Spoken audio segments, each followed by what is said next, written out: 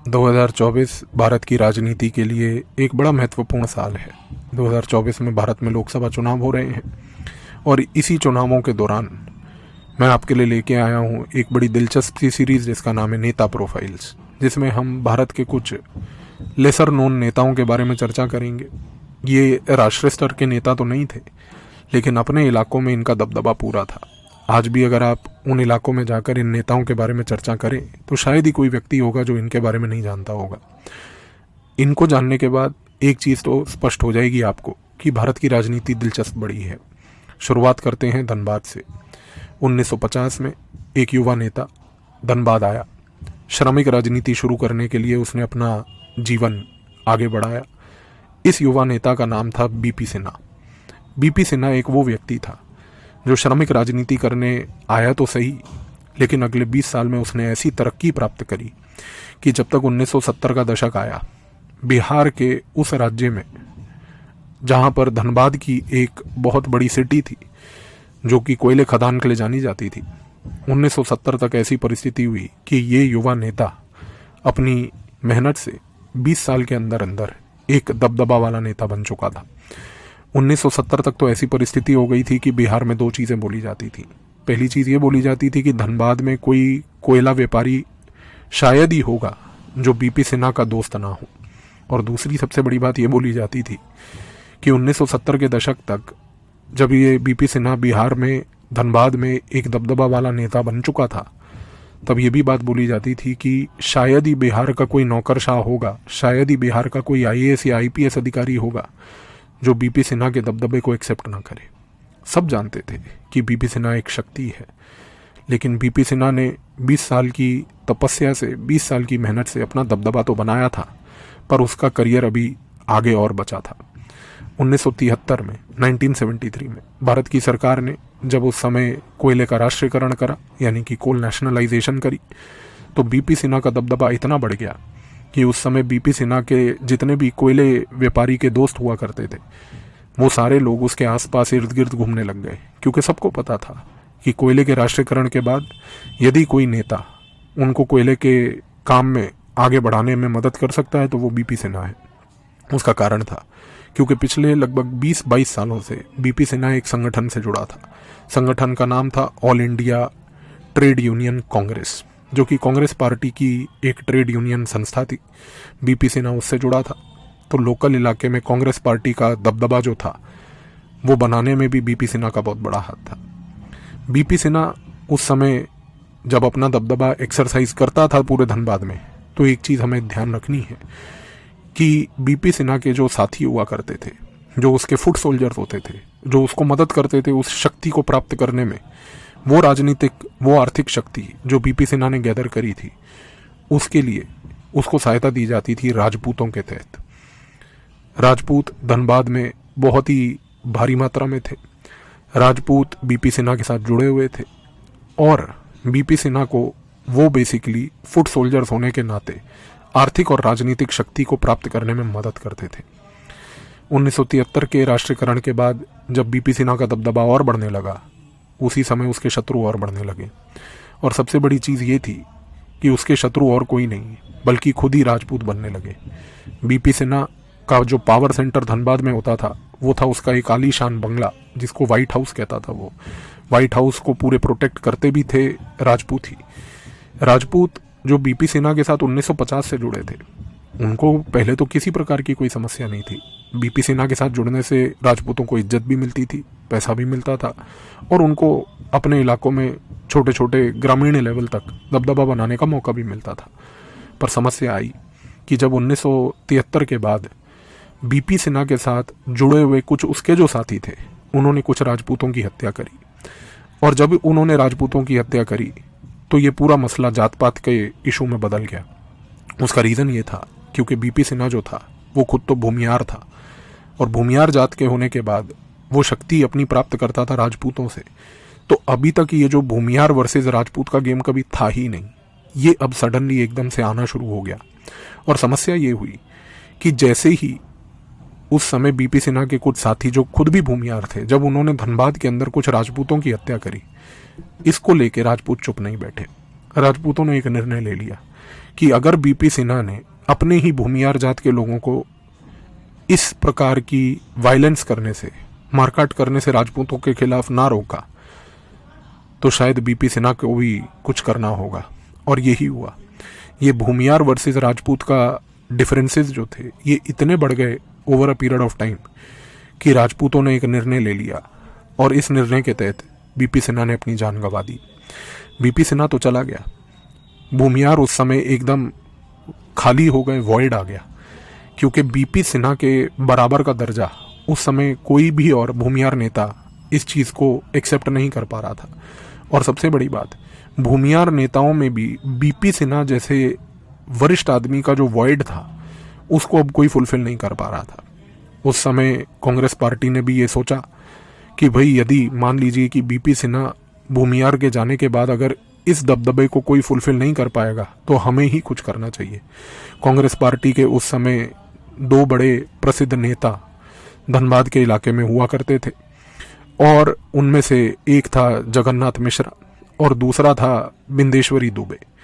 जगन्नाथ मिश्रा, बिंदेश्वरी दुबे, ये दोनों ब्राह्मण नेता थे, दोनों कांग्रेस पार्टी से जुड़े थे। कांग्रेस पार्टी ने उस समय एक निर्णय लिया कि भाई अगर कोई भूमियार नेता बीपी सिन्हा के जाने के बाद आगे नहीं आता है तो हमें ही ब्राह्मणों को इस चीज़ में आगे बढ़कर भूमियार का साथ देकर कुछ करना चाहिए। और यही हुआ। जगन्नाथ मिश्रा और उस समय बिंदेश्वरी दुबे ने मिलकर एक 1970 के दशक में भूमियार ब्राह्मण जात का एक पॉइंट इस तरीके से इस्टेब्लिश किया कि उन्होंने एक भूमियार ब्राह्मण अलायंस बनाया। और अब इस भूमियार ब्राह्मण अलायंस के तहत वो बीपी सिन्हा की लेगेसी को आगे बढ़ाना चाहते थे, लेकिन क्योंकि अब बीपी सिन्हा नहीं था तो सारी की सारी पावर जो थी वो उस समय जगन्नाथ मिश्रा और बिंदेश्वरी दुबे के हाथ आ गई। ये दोनों कांग्रेस के नेता हुआ करते थे, दोनों ब्राह्मण थे। इसकी वजह से समस्या ये आई कि जब ये दो ब्राह्मण नेताओं ने भूमियार के साथ जुड़कर बीपी सिन्हा की लेगेसी को आगे बढ़ाने की कोशिश करी तो इन्होंने बीपी सिन्हा के रिलेटेड जो उसके कॉन्टैक्ट्स हुआ करते थे उनको बहुत ज़्यादा भाव नहीं दिया। उस समय क्योंकि बीपी सिन्हा के खुद के बहुत सारे भूमियार व्यापारी कोल खदान के धंधे में काम करा करते थे, उनको धीरे धीरे निगलेक्ट करना शुरू किया। और उस समय जितने भी ब्राह्मण कोल व्यापारी होते थे, कोयले खदानों के व्यापारी जो हुआ करते थे, उन ब्राह्मणों को जगन्नाथ मिश्रा ने, बिंदेश्वरी दुबे ने फ़ायदा पहुँचाना शुरू किया। इसकी वजह से भूमियार के बीच में और ब्राह्मणों के बीच में डिफरेंसेस पैदा हुए और भूमियार जो थे अब वो ये सोचने लगे कि भाई हम इन ब्राह्मणों का दबदबा क्यों झेलें। तो समस्या क्या थी? समस्या ये थी कि भूमियार ब्राह्मण अलायंस इनिशियली चला तो ठीक, लेकिन इस भूमियार ब्राह्मण अलायंस के बीच में भी इश्यूज आने लग गए।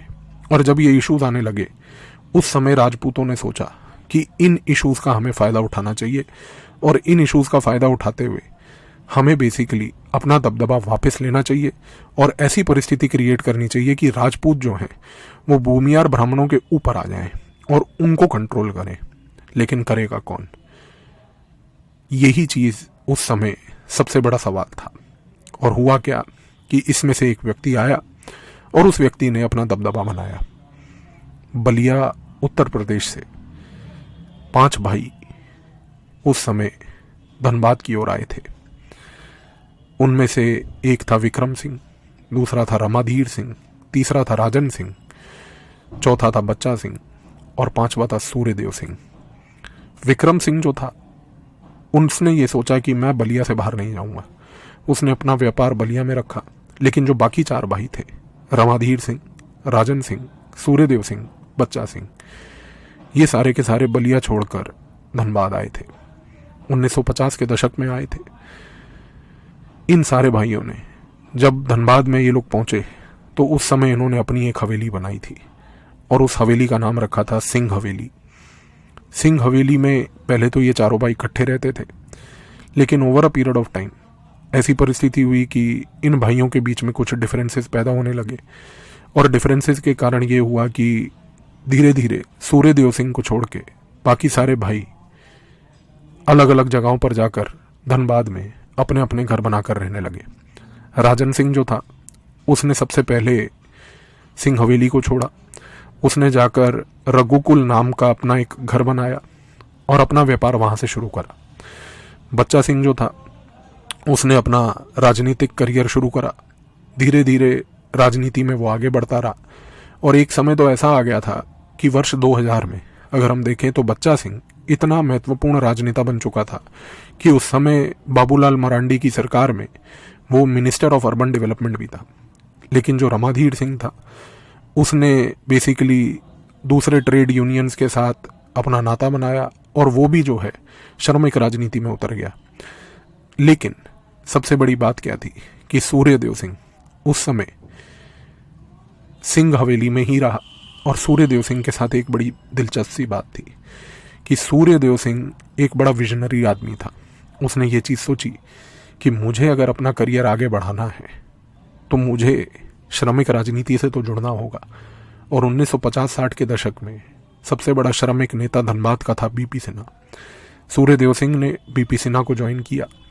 बीपी सिन्हा को ज्वाइन उसने इस प्रकार से किया कि बीपी सिन्हा के जानकार कुछ हुआ करते थे और उन जानकारों में एक व्यक्ति था जिसके अपने कोयले के खदान थे। उस कोयले के खदान में जो है बेसिकली सूर्यदेव सिंह ने अपना करियर शुरू किया। करियर भी उसने कुछ ऐसा शुरू किया कि सूर्यदेव सिंह उस समय कोयले के खदान में एक लोडर हुआ करता था। लोडर को लोकल लैंग्वेज में खलसी कहते हैं धनबाद में। ये लोडर ने यानी कि कोयले को बेसिकली लोड करना ट्रकों में करने का काम शुरू किया। लेकिन धीरे धीरे उसने भी सूर्यदेव सिंह ने बीपी सिन्हा के साथ जुड़कर लोकल राजनीति को समझने की कोशिश करी और लोकल राजनीति को उसने इस प्रकार से समझा कि बीपी सिन्हा का right hand man Suryadev Singh बन चुका था। जब सूर्यदेव सिंह इतना महत्वपूर्ण हो गया तो उसने सोचा कि राजपूतों का सारा पावर उसी के हाथ में है।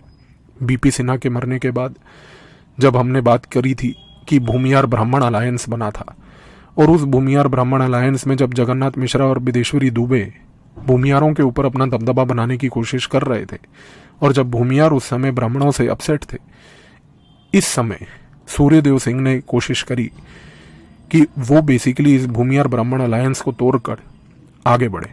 और इस भूमियार ब्राह्मण अलायंस को तोड़ने के बाद सबसे दिलचस्प चीज़ ये हुई कि उस समय सूर्यदेव सिंह ने राजपूतों को दोबारा से राइज करने की कोशिश करी। लेकिन समस्या थी, राजपूत उस समय बटे हुए थे और बटे ही नहीं हुए थे बल्कि सबसे बड़ी चीज़ ये भी थी कि सूर्यदेव सिंह के सामने एक और दूसरा बड़ा राजपूत था जिसको उसको टैकल करना था और वो राजपूत था सकलदेव सिंह।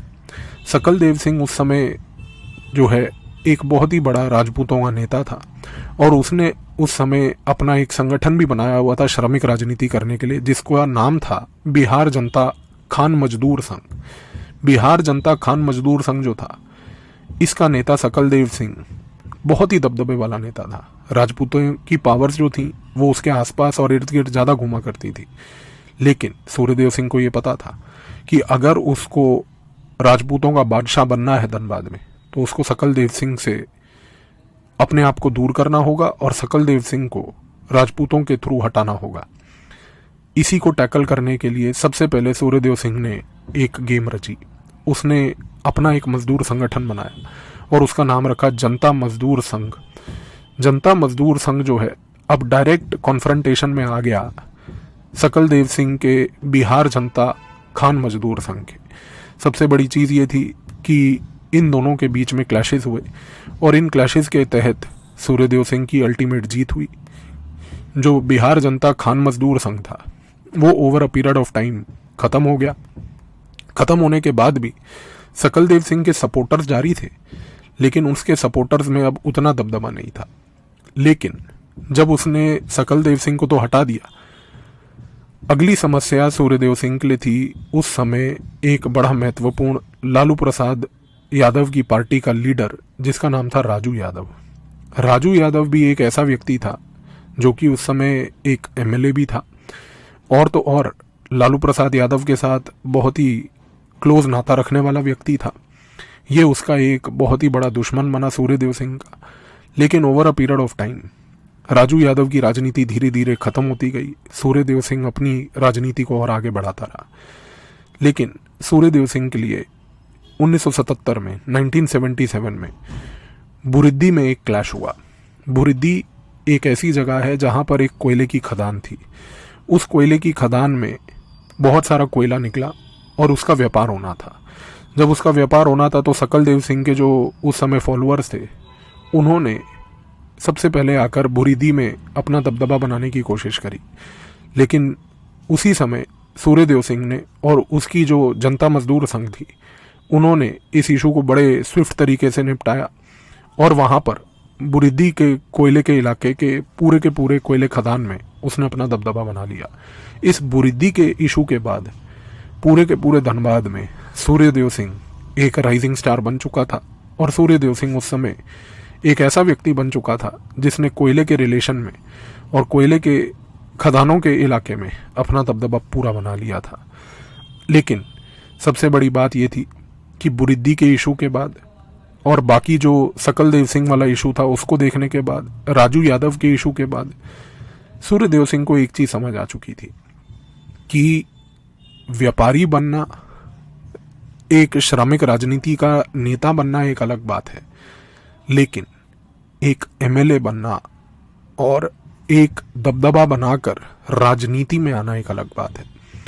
सूर्यदेव सिंह के मन में अब ये था कि मुझे किसी तरीके से फॉर्मल राजनीति में घुसना है और इस फॉर्मल राजनीति में घुसने के लिए उसने एक चीज़ देखी कि भाई वो तो धनबाद में आउटसाइडर था। आउटसाइडर इसलिए था क्योंकि सूर्यदेव सिंह खुद तो बलिया का था और उत्तर प्रदेश का था, लेकिन वो धनबाद में था। इसीलिए इस राजनीति के अंदर एंट्री लेने के लिए 1990 के दशक में सूर्यदेव सिंह ने अपने बलिया के कॉन्टैक्ट्स को इस्टेब्लिश किया और उस समय बलिया का सबसे महत्वपूर्ण लीडर जो था उसका नाम था चंद्रशेखर। चंद्रशेखर एक ऐसा व्यक्ति था जो आप जानते हैं कि लेटर ऑन 1990 में वो बेसिकली भारत का प्रधानमंत्री भी बना। लेकिन चंद्रशेखर जो है, चंद्रशेखर के साथ एक चीज़ थी कि वो बचपन से सूर्यदेव सिंह को बलिया में जानता था और सूर्यदेव सिंह का एक खासम खास दोस्त भी था। सबसे बड़ी बात यह थी कि चंद्रशेखर ने उस समय सूर्यदेव सिंह की मदद करी। सूर्यदेव सिंह को एमएलए बनाने में चंद्रशेखर का बहुत बड़ा हाथ था। चंद्रशेखर ने मदद करी और एक तो ये बात भी है सबसे बड़ी कि चंद्रशेखर ने सूर्यदेव सिंह को एमएलए तो बनाया ही बनाया, लेकिन जब चंद्रशेखर 1990 के दशक में खुद प्रधानमंत्री बने, प्रधानमंत्री बनने के बाद आप सोचिए कि Chandrashekhar all the way Dhanbad गए, धनबाद जाकर सिंह हवेली गए, सिंह हवेली में जाकर सूर्यदेव सिंह के साथ मिले, बैठे। लोगों ने इस चीज़ को बड़ा क्रिटिसाइज किया। उस समय मीडिया में ये बात भी उठी कि एक भारत के प्रधानमंत्री को सूर्यदेव सिंह जैसे व्यक्ति के साथ नहीं बैठना चाहिए था, क्योंकि सूर्यदेव सिंह जो है उसके हाथ उस समय बहुत ज़्यादा साफ नहीं थे, ऐसा माना जाता था। लेकिन कोई भी एविडेंस नहीं था, कोई ऐसी प्रूफ्स नहीं थे जिससे कि ये प्रूव हो कि सूर्यदेव सिंह किसी प्रकार के कोई क्रिमिनल थे।